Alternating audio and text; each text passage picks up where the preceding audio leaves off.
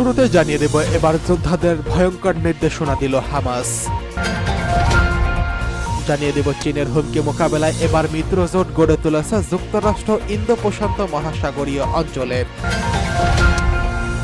জানিয়ে দেব পশ্চিম ইউক্রেনের রুশ হামলার পর এবার যুদ্ধ বিমান ওড়ালো পোল্যান্ড, সতর্ক অবস্থানে রয়েছে সেনাবাহিনী। সর্বশেষ জানিয়ে দেব ফিলাডেলফি করিডোর থেকে সেনা সরাতে রাজি হয়েছে ইসরায়েল। এতক্ষণ শুনছিলেন গুরুত্বপূর্ণ সংবাদ শিরোনাম, এখন জানিয়ে দিব বিস্তারিত। এবার যোদ্ধাদের যে ভয়ঙ্কর নির্দেশনা দিল হামাস। গত 1 সেপ্টেম্বর গাজার রাফা ক্রসিংয়ে একটি সুড়ঙ্গ থেকে 6 জিম্মির মরদেহ উদ্ধার করেছে ইসরায়েল। পরবর্তীতে ইসরায়েলে জানায় এই 6 জনকেই উদ্ধারের 1 অথবা 2 দিন আগে খুব কাছ থেকে গুলি করে হত্যা করা হয়েছে।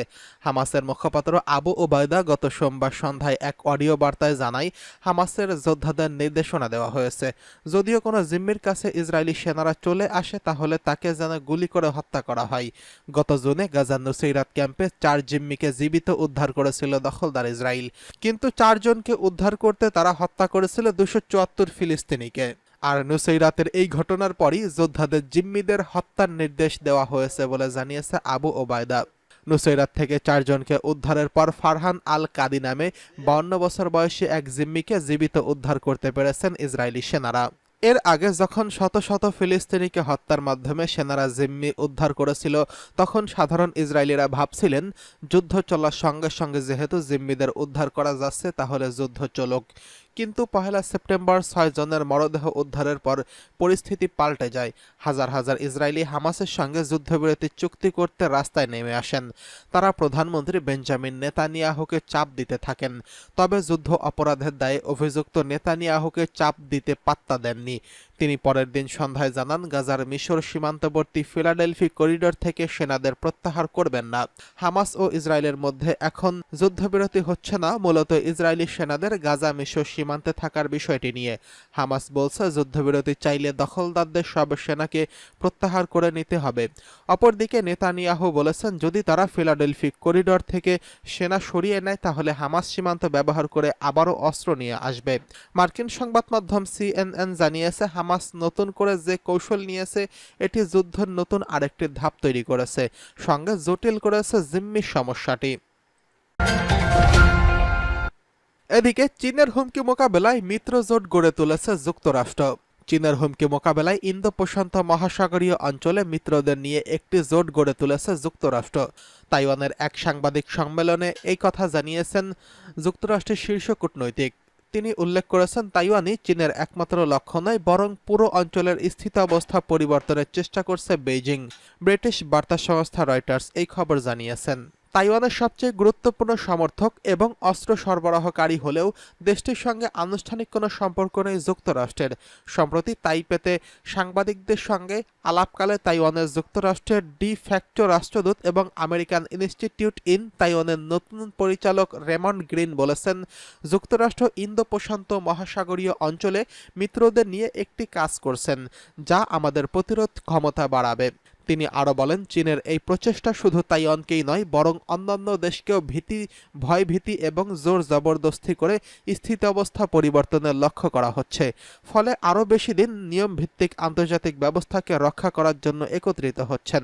তিনি বলেন এই প্রচেষ্টা তাইওয়ানের প্রতিরক্ষা খাতে বিনিয়োগ এবং তাদের প্রশংসনীয় সামরিক সংস্কারগুলোর যুদ্ধ প্রতিরোধের জন্য করা হয়েছে, যুদ্ধের প্রস্তুতির জন্য নয়।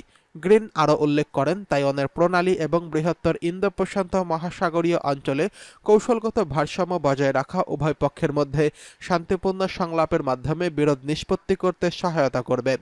সাম্প্রতিক বছরগুলোতে চীন তাইওয়ানের উপর সামরিক এবং রাজনৈতিক চাপ বৃদ্ধি করেছে, যা তাইপের গণতান্ত্রিক সরকারকে বেইজিংয়ের সার্বভৌমত্বের দাবির অধীনে আনার লক্ষ্যে করা হচ্ছে। মে মাসে তাইওয়ানের প্রেসিডেন্ট লাই চিং-তের অভিষেকের পর চীন সেখানে যুদ্ধ মহড়া চালায়। বেইজিং লাই চিং-তেকে একজন বিচ্ছিন্নতাবাদী হিসেবে মনে করেন। গ্রিন আরও জানান যুক্তরাষ্ট্র তাইওয়ানের সঙ্গে যৌথভাবে অস্ত্র উৎপাদনের সম্ভাবনাকে বাতিল করছে না।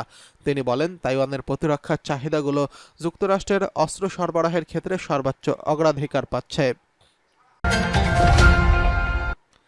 এদিকে পশ্চিম ইউক্রেনে রুশ হামলার পর যুদ্ধবিমান ওড়ালো পোল্যান্ড।